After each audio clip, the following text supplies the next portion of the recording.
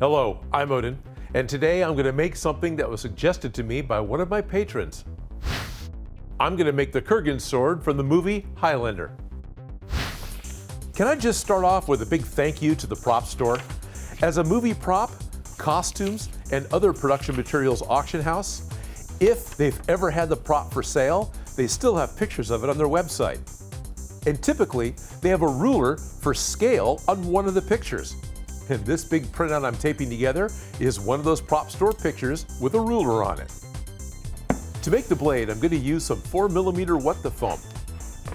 I'll cut a strip off the end of the big sheet, and the two lines on the piece is where I want to cut a groove. I have my oldest rotary tool set up in its router base. The bit is set to cut about 3mm deep, so it's not cutting all the way through the foam, just enough to make a V groove. I mark either side of the groove, and I end up cutting a blade that's about 5 centimeters wide. After opening up the V groove, I apply contact cement inside of each one. It takes a minute or two for the glue to dry. I can help it with a heat gun. But once it does, I can fold the blade along the V groove, which makes a nice peak that'll be the center of the sword's blade. I'm almost ready to put my blade together, but what I want to do is include a graphite tube. Most of the time I'm saying rod, but I really shouldn't. These are actually tubes, they're hollow. This one I purchased from Tap Plastics. It's the same diameter all the way through, which is, I don't know, 8 or 10mm diameter or something like that. But what I want to do is take a small bit from a previous one that we've cut off and glue that into the end of it so this small end can be the very tip of the sword. That could be dangerous for swinging it around and playing with it at a con, but what it is going to do is allow me to set the sword tip down and lean it up against something, and it's not going to mash the end. So I want to do it for that reason. So I think I need to put some tape on the end of this, and then I can super glue it in place. I wrap just enough black tape around the smaller tube, and then it fits just inside of the larger tube.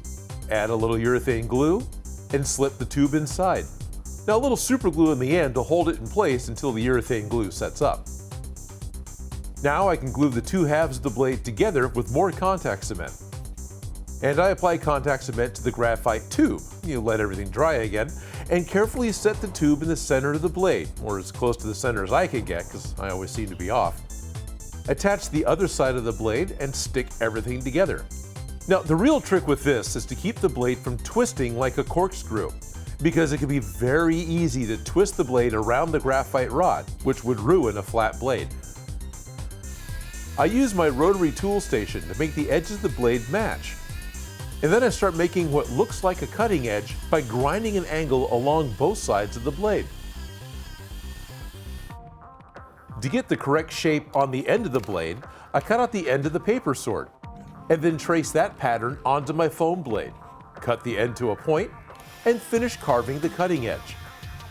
The blade's supposed to be 36 inches long, and then we've got a little collar or shoulder on it, and then the cross guard, and then we've got 9 inches of grip, and the pommel, which gets us here, maybe a little higher up, around there. Gives us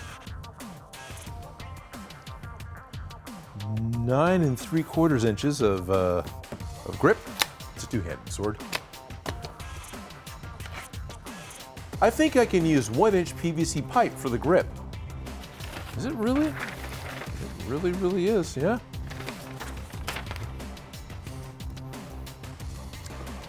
One-inch PVC appears to be pretty much exactly the right size. I cut the pipe longer than I need and square the ends off with my disc sander. That's fine. It's a tiny bit over. It's fine. Might want to, so use the Dremel to kind of bevel one end, because I'm going to use a cat toy for the pommel. Of course. Actually, it's going to work really well. That fits right where I want it to. Good. I need to cut the tang down.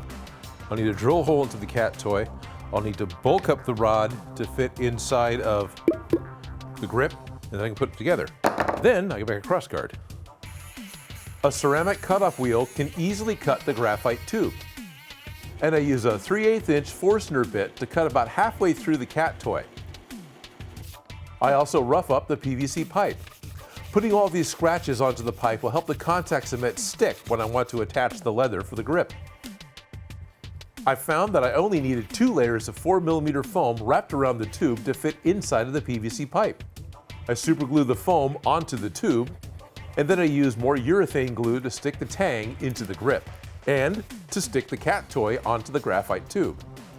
I'm going to superglue the cat toy to the PVC pipe so it'll hold it in place while the urethane sets up.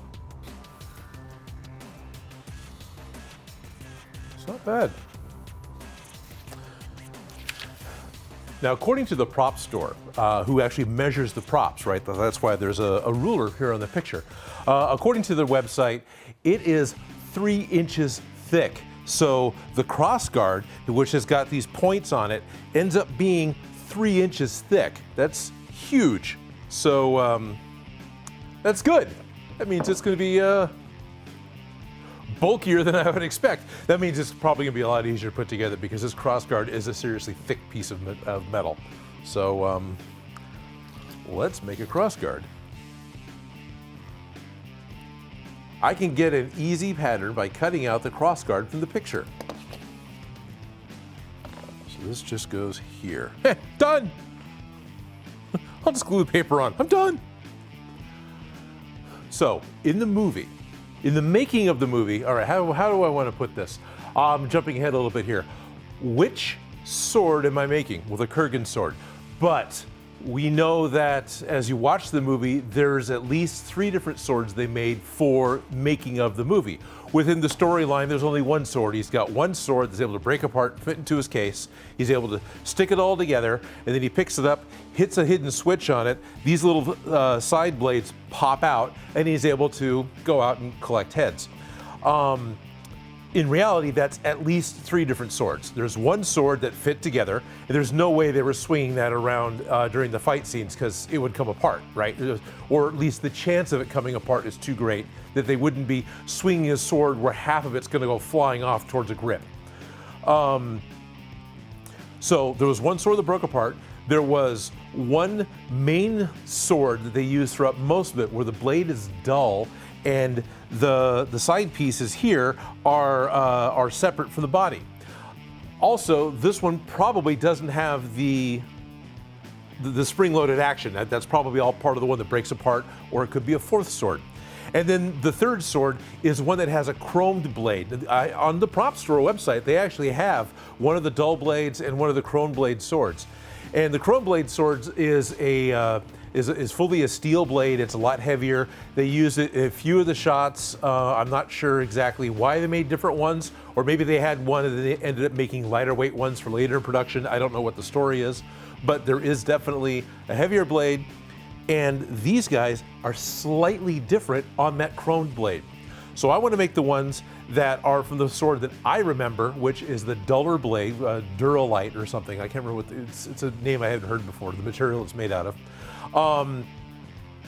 That's the one that I want to make, and I'm going to make these fixed. I'm going to go ahead and make them popped out like this. I'm not going to put any kind of a spring-loaded action into them.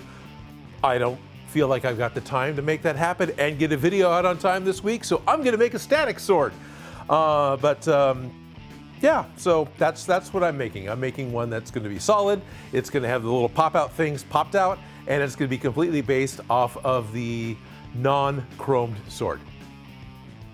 You follow that? I traced the crossguard onto some 6mm What the foam. This piece will just be the center spikes. For the bulk of the crossguard, I'm going to cut them out on some heavy-duty kneeling pad. This pad is 1.5 inches thick, so it will be perfect to match the size given on the website. I also cut the texture off of both sides of each piece, because smooth sides are better for gluing. After I have my parts cut out, I notice the center spikes don't actually match up in the center. It's off to one side.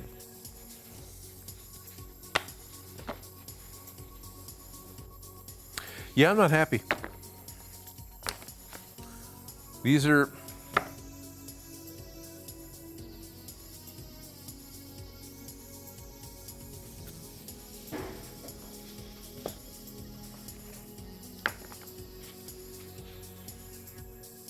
much better. I'll be using these. Plus the center bump's a bit bigger, so that'll help. All right. The marks I'm making on my new and improved pattern is for the peaks of the crossguard. First, I cut the profile close to what I want, and then I trace the peak lines onto each side of the crossguard. Now, I get to do a whole lot of grinding. What I want to do next is I want to take the rotary tool again, and I'm just going to... This represents the peak. So there's a point here, and it actually needs to kind of do this as well. I need to grind down and then grind down on this side in order to make this become kind of a peak, and then round this off on all of them because it's sort of a sculpted shape like that. It's a kind of a quasi-organic shape. I don't really know how to describe it, but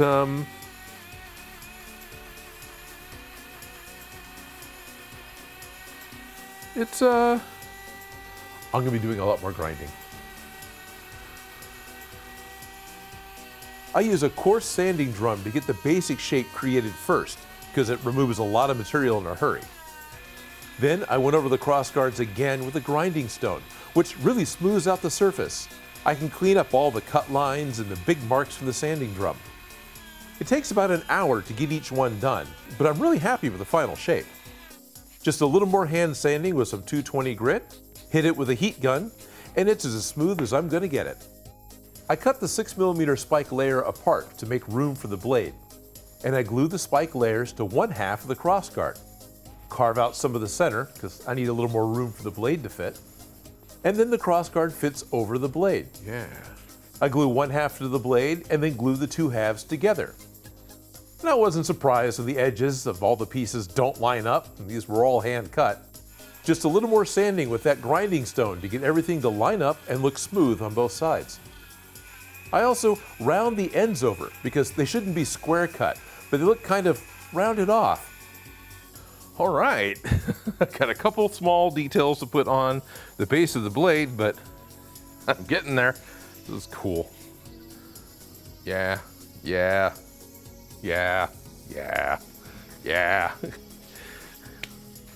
There is this collar detail that wraps around the base of the blade. I cut a strip of 2mm What the Foam to make the layers of the collar. The first layer is just a square piece, but the second layer has these cutouts on the sides.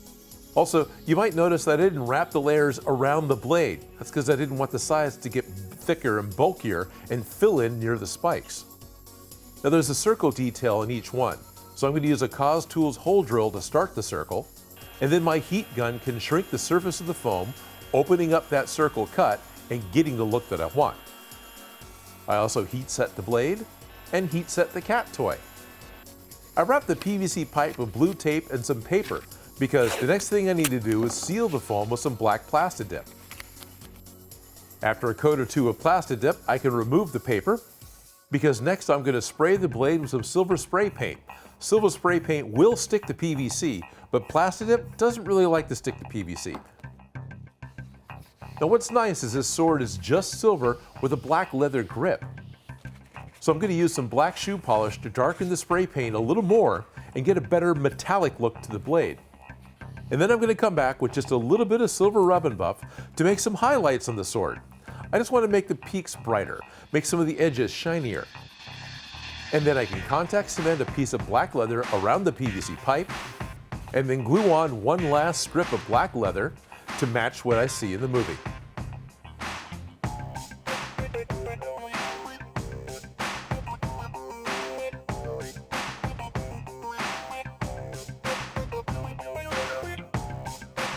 Most of the materials I use in this project I picked up locally. I put a list in the description.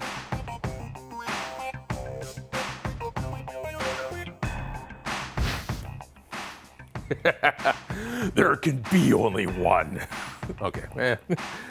It's hard for me to say it like the Kurgan because I'm so used to pretending like I'm saying it like that. There can be only one. I've practiced that for too long. There can be only one. Whatever. Something like that. It's exciting and fun to have actually done my first Highlander prop.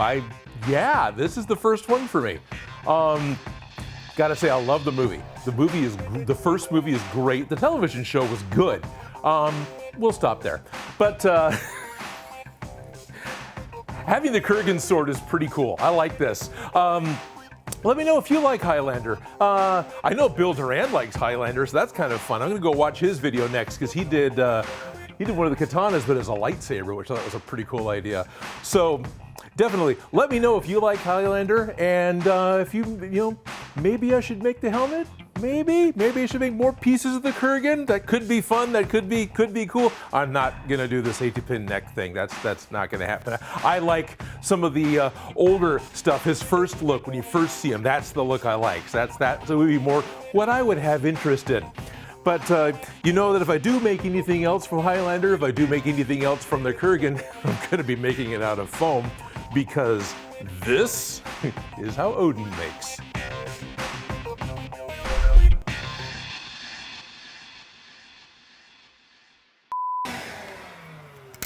Okay, I have a blade. There's really black stuff on my face.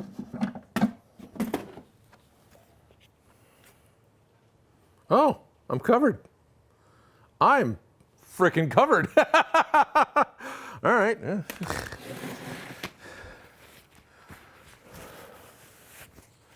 Wow.